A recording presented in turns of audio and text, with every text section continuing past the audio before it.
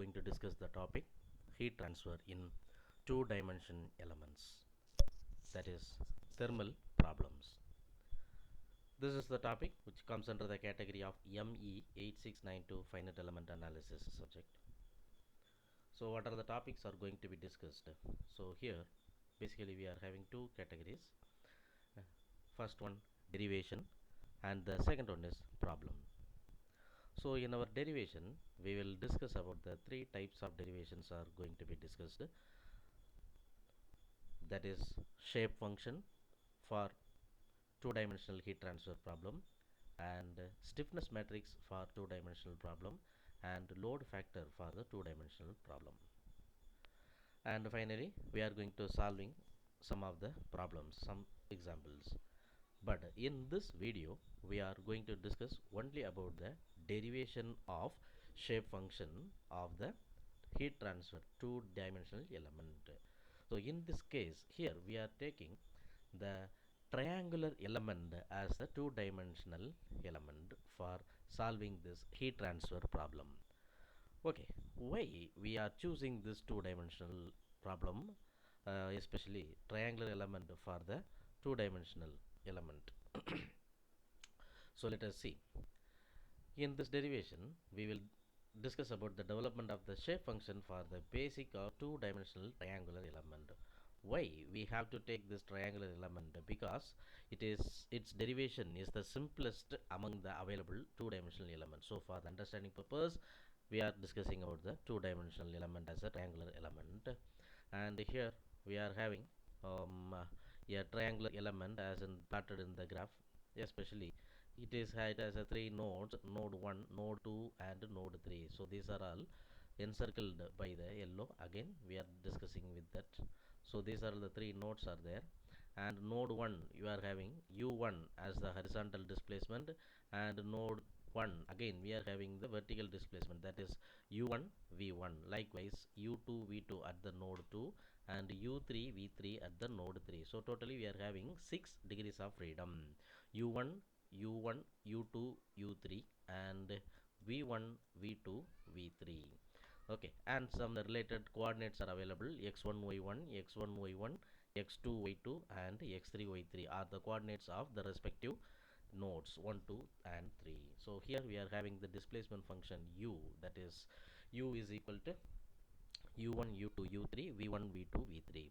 Since the triangular element has 2 degrees of freedom, yes of course, on horizontal displacement and vertical displacement at each node, the total degrees of freedom is 6. So 3 into 2, each node is having 2 degrees of freedom. So we are having 6 generalized coordinates.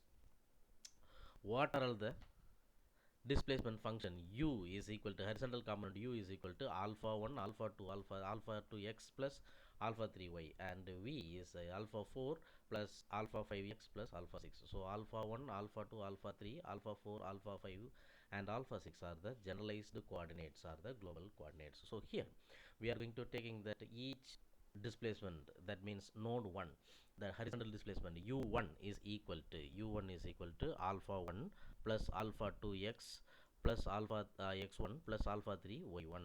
Likewise u2 is equal to alpha 1 alpha plus alpha 2 x2 plus alpha 3 y2, and u3 alpha 1 plus alpha 2 x3 plus alpha 3 y3. So these, among these three equations, here varying parameter is x1 y1 x2 y2 and x3 y3. So it is very easy to keep in your mind. So writing the above three equations in the matrix form, we may say it as a column matrix u1 u2 u3 is equal to 1 x1 y1 1 x2 y2 1 x3 y3, which is multiplied with alpha 1 alpha 2 alpha 3. So now ultimately we are going to find out the generalized coordinate value, that means the global coordinate value alpha 1 alpha 2 alpha 3 is equal to 1 x1 y1 1 x2 y2 1 x3 y3 1 x3 y3 the power minus 1, that means inverse, which is multiplied with u1 u2 u3. So now we are going to find out the matrix inverse for this particular term. So we are taking this D matrix as this one. So D matrix, so D inverse is equal to, as usual, matrix inverse is equal to coefficient cofactor transpose divided by modulus of matrix D.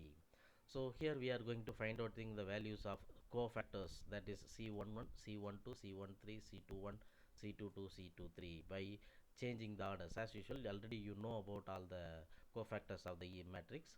So continuing with that, C31, C32 and C33. Finally, we are simply assembling all the cofactors in a single determinant.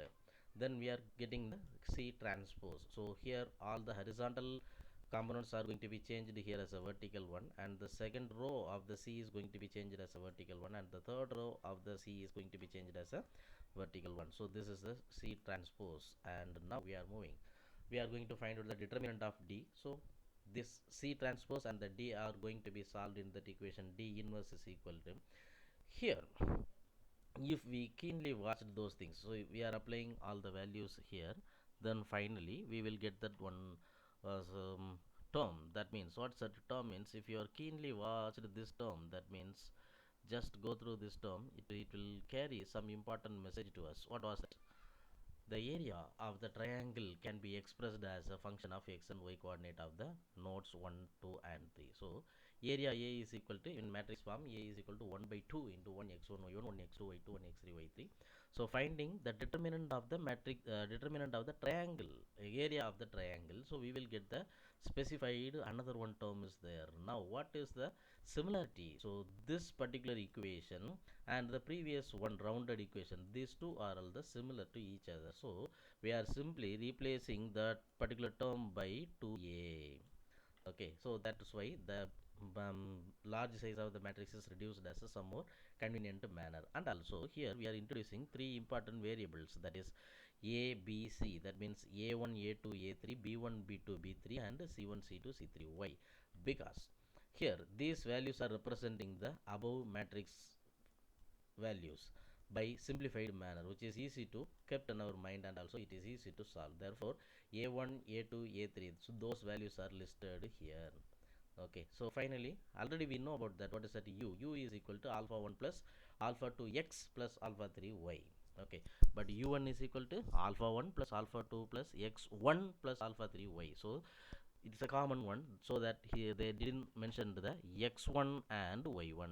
Okay, and now we are changing this equation into the matrix form. U is equal to 1xy 1xy, row matrix 1xy, into which is multiplied with the alpha 1 alpha 2 alpha 3. But we found the value of alpha 1 alpha 2 alpha 3 in this equation. So these values are going to be solved in the here.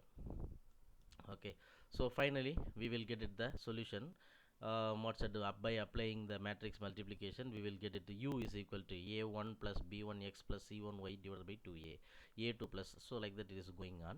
In some other cases, in some other references, you may go through with that, means instead of a, b, c, they are using that alpha, beta and gamma. Anyway, we are just replacing that particular variable in any one kind of representation. So that is very feasible to remind and also feasible to solve. So that's why we are picking the a1, b1, c1 and up to a3, b3, c3. Now the above equation is in the form of u. We are giving the common term. U is equal to n1, n2, n3, which is multiplied with u1, u2, u3. So v, similarly v is also, v is equal to n1, n2, n3, v1, v2, v3, right? Here it is a common term of u, and here it is having a common term of v, right?